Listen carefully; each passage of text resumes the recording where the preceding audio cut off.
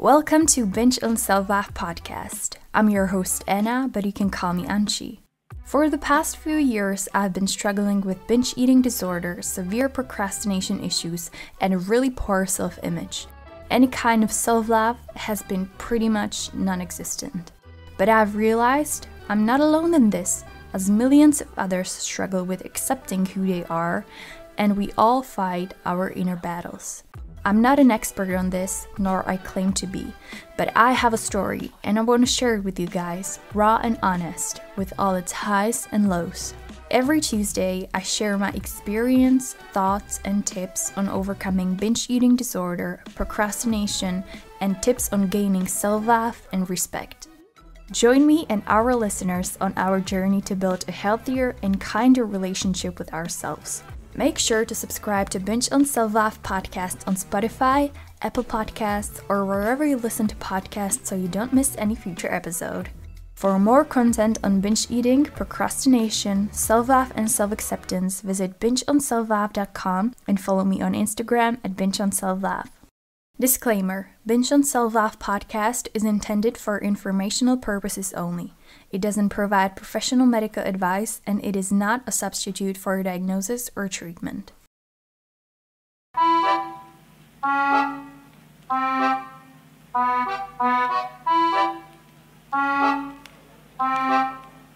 Enchanté. Hello everybody, welcome to another episode of the Binge on Self-Love podcast. My name is Anna, but you can call me Anchi. And first and foremost, thank you so much for joining and for tuning in. Every Tuesday we dive in and we talk about different kinds of topics related to binge eating disorder and eating disorders in general, recovery, self-acceptance, self-love journey, but also things like procrastination and self-development.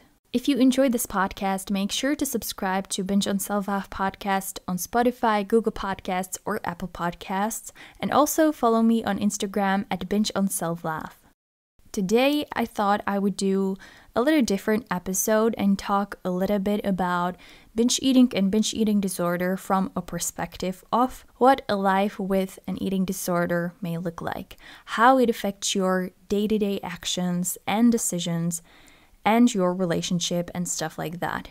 I think this episode could be insightful and hopefully a little helpful for people who do not necessarily struggle with binge eating disorder, but who either do know somebody who does or have someone really close to them who struggle with this issue, and they would like to better understand what their loved one is going through. Because the thing is that if you never struggled with an eating disorder, and with binge eating disorder specifically, then it can be hard for you to wrap your head around it and understand what that person may be going through. Therefore, I think an episode like this could hopefully help you to look at things from a slightly different perspective and understand that person and what they are going through a little bit more. I want to emphasize that, as always, I am sharing my experience and my point of view and how I see certain things. So by no means is my experience with binge eating disorder like everybody else's, and it's not like the one and only truth. Eating disorders are different for everybody, and so is the recovery. So without further ado, let's get into the episode. Enchanté. First, I think it's necessary to explain what binge eating disorder is and how is it different from things like overeating and emotional eating. NationalEatingDisorders.org defines binge eating disorder as, quote, characterized by recurrent episodes of eating large quantities of food, often very quickly and to the point of discomfort, a feeling of loss of control during the binge, experiencing shame, distress, and guilt afterwards, and not regularly using unhealthy compensatory measures, for example purging, to counter the binge eating, end quote. I'll make sure to link all the sources that I mentioned in the show notes, so if you want to check that out, please make sure to do that. So what that means in practice is that when you are binge eating and when you have a binge eating disorder, you eat a large amount of food in a very short amount of time. Usually, I think it can be like within an hour or within 2 hours, and you eat like a really, really large amount of food. And you eat all of that even if you are not hungry, and you eat to the point where you often feel physically sick.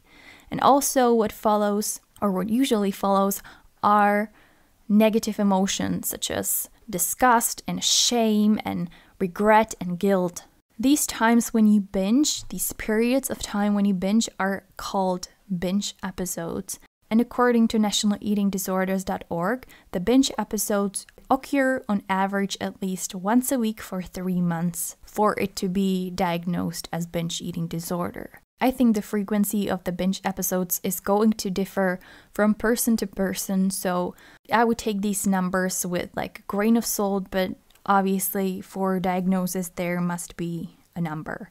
So when it comes to my experience in the early stages, I would binge every now and then, and when I was at its worst before I started my recovery journey, I would binge every single day, multiple times a day. The only reason and the only time when I wouldn't binge was if I was gone somewhere for the day. For example, when I went on a date, or when I went for a trip, or when we went on holiday and I wasn't able to binge. So that was the only time when I wouldn't be binging.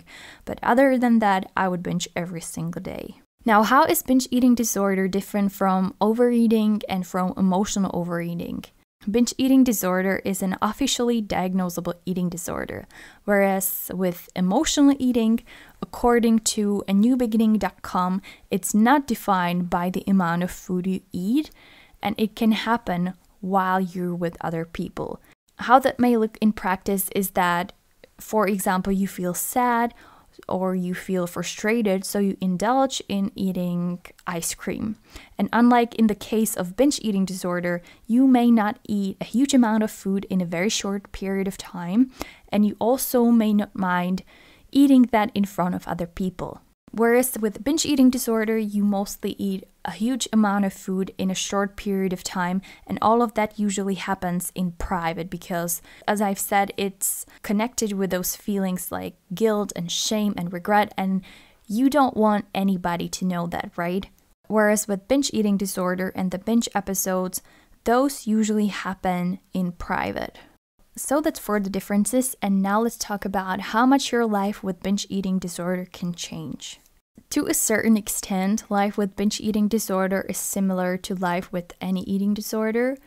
It's a life that's highly affected and controlled by food, but there obviously are some differences which are typical for binge eating disorder. So to give you an idea of what life with binge eating disorder may look like, I'll go through a few separate points that either I experience or that I know are very common among people with binge eating disorder. Like always, please keep in mind that this is not the one and only ultimate true, and everyone who struggles with binge eating disorder will struggle with it in a little different way. Number 1, life with binge eating disorder feels lonely. One of the reasons why I started this podcast and why I made this podcast partially about binge eating disorder is that binge eating disorder can make you feel very, very isolated. It can make you feel like you are the only one in this world struggling with this and that you must be crazy for having this issue. And through this podcast, I wanted to share my experience and hopefully support other people who may be going through the same and make them feel less alone. What may be a little surprising to some of you is that according to different statistics, binge eating disorder is actually a more common eating disorder than anorexia nervosa and bulimia nervosa combined. But sadly, I still feel like we talk so little about it. And that part is not that surprising because I feel like there is a certain stigma around binge eating disorder. And I can obviously only speak for myself and from my experience, but to me, it seems like that a lot of people have this preconception that binge eating disorder is all about a lack of willpower. It's all about loving food way too much that you can't stop eating. It's about not making your health your priority. And that honestly couldn't be further from the truth. I've dedicated 2 separate episodes to common myths and misconceptions surrounding eating disorders. So if you'd like to know more about that, make sure to check the link in the show notes. I will link the episodes there. The first few years when I was battling binge eating disorder were extremely lonely in a sense that I didn't understand what was going on. I didn't understand why do I have these binge eating episodes and what they even mean. And at that time, not many people were really talking about it publicly. So even more, that made me feel like there must be something wrong with me and that I must be the only person in the entire world going through this. And this is going to be, again, highly subjective, but during the first few years with binge eating disorder, I didn't want to tell anybody. Not my partner, not my friends, not my family, no one. Partially, it was because I didn't really understand myself what was going on, so how could anybody else understand it? But partially, it was because I felt so ashamed. And feelings of shame and disgust are very common for binge eating disorder, especially after the binge episode. So obviously, many people with binge eating disorder keep the struggle to themselves, which makes them more and more isolated from people and from the world around them. Another point I need to mention is that binge eating disorder takes over everything in your life. And when I say everything, I mean everything. Your day-to-day life, your hobbies, your free time, your studies, your job, your relationships, and even your future goals and your dreams. This follows up on the previous point when I've said that binge eating disorder or any eating disorders in general are isolating, because the eating disorder isolates you from everything and everyone that keep your mind busy with anything else than the actual eating disorder. So the eating disorder can slowly but surely take over your life. What's worth mentioning is that binge eating disorder, just like any other eating disorder, develops gradually, which means that it creeps into your life without you even noticing, and it develops in time. So in my case, at the very beginning of the binge eating disorder, I think I haven't felt any limitations by the eating disorder other than just being very self-conscious about my body. I remember I always restricted my food few days prior before I was supposed to go out either with my boyfriend or with my friends, which was one of the worst things you can do because restricting your food only fuels the fire of an actual binge eating disorder. And later on, as the binge eating disorder progressed, I isolated myself more and more, and I didn't really want to go out anymore. I didn't want to do anything elsewhere than being at home. And part of that reason was that I was feeling disgusted and ashamed with myself and with my weight and with my body and with my appearance. But I also didn't have much energy in general, and I really wasn't in a mood to socialize. What I also think plays a huge role in the isolation, or at least it did play a huge role for me, is that I kept binge eating disorder as a secret, and I didn't tell anybody for a really long time. And because it controls such a big part of my life, it was a big part of my life that I had to leave out unless I wanted to tell somebody. So for instance, when I met with my friends from high school and they've asked me like, what have you been up to? How are you? What have you been doing? I didn't really know what to answer because my day consisted of the least amount of necessary duties, such as going to the uni lecture or getting to the office. But the rest of my days were all about binge eating and procrastination. I even got to a point where I would get up, binge, procrastinate, binge, and go to sleep. And again, this is just my experience. Yours may be completely different.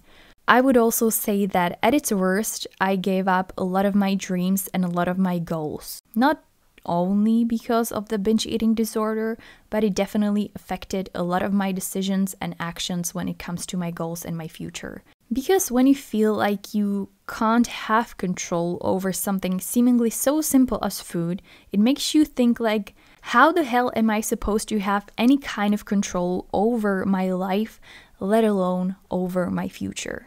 And with binge eating disorder, life pretty much shrinks into binge eating, feeling the urge to binge, fighting the urge to binge, and then feeling terrible after the binge. And there is really not much space for anything else. You no longer enjoy things that you used to enjoy because you are constantly worrying about how you look, about your weight, what other people think of you, whether someone will notice that you have a problem with food and stuff like that. I must admit that until a few years in the recovery, I didn't realize how much consumed I actually was by the binge eating disorder. And I didn't realize that it affected me this much and to such an extent, and that it really took over pretty much every aspect of my life. And I think this is also the beauty of the recovery, because it gives you this kind of perspective where you look at things from a distance and you think like, is this really how I lived my life? Number 3, life with binge eating disorder is a constant battle. Life with binge eating disorder is a constant battle between the binge eating disorder urges and between the desire to take control over food and over your eating habits. But to be completely honest, I think that for many of us, it started more like a battle between the urge to binge and between the desire to lose weight and to reach the often unattainable picture-perfect body that we had. And none of those options were healthy, obviously. But as the binge eating progresses, I think it's really more about a battle with yourself, with the urge to binge and with the idea of recovery.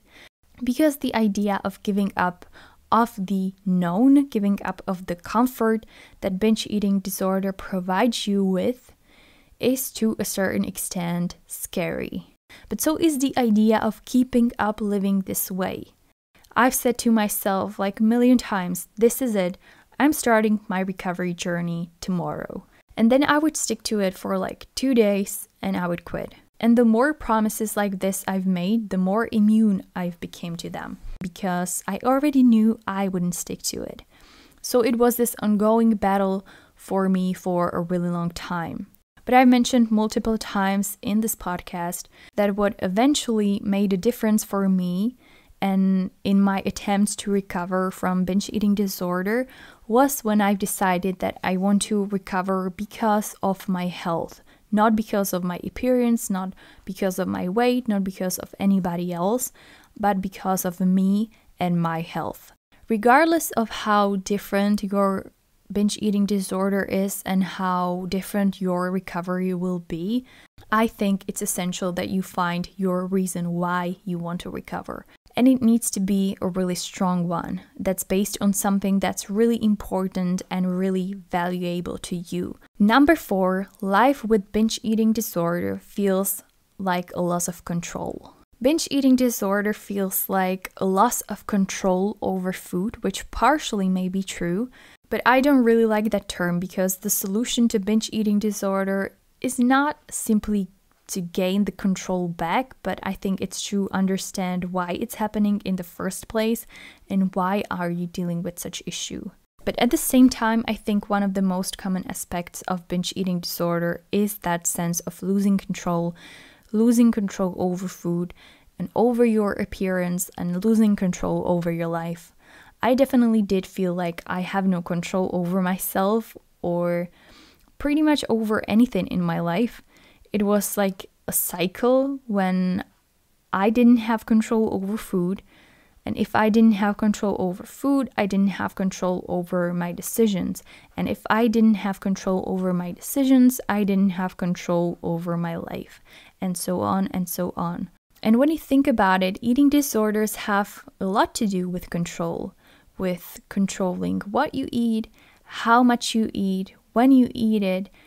And I think that life with binge eating disorder can make you feel like you have no control over your life. Number 5, life with binge eating disorder is full of quick reliefs. When you sit down and binge, you don't feel anything but the taste of the food and the joy of giving in to the urge. It is really, really short-term relief, but it works at least for some time.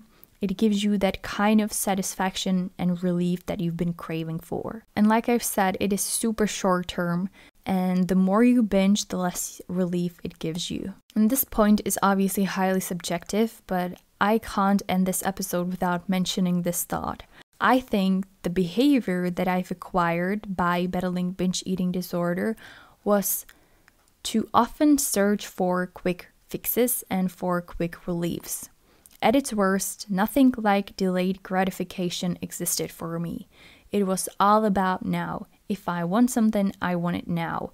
And I don't want to work for it, and I don't want to delay the gratification for better results. I either want them now or I don't want them at all. And again, this is just like a subjective example, but I think this can project itself to other aspects of your life as well.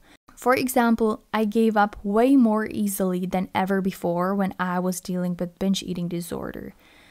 I would hardly ever do anything that was uncomfortable, whether that was exercise, working towards something, or even something as simple as riding a bike, because food was my instant gratification. It was my quick fix, quick relief. Everything else provided me with uncertain outcome at best, or with some sort of delayed gratification, whereas food was always there. So why I think this is worth mentioning is that this kind of approach may project itself to other aspects of your life, and I think it's essential to keep that in mind. So that's all I have for you in today's episode. It is going to be a shorter one this time, but I really hope that this was at least a little insightful for you, and maybe it will help you understand someone who you know or someone that is really close to you who may be struggling with binge eating disorder.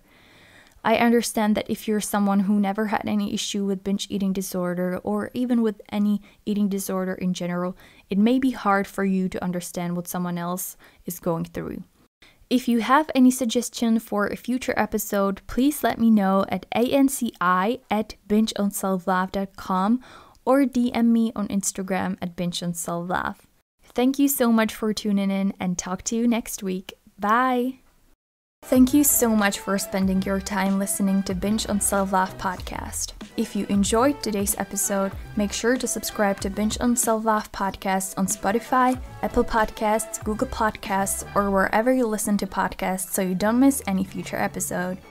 You can find more content on binge eating, procrastination, and self-acceptance at bingeonselflove.com and on Instagram at bingeonselflove. Talk to you soon. Bye!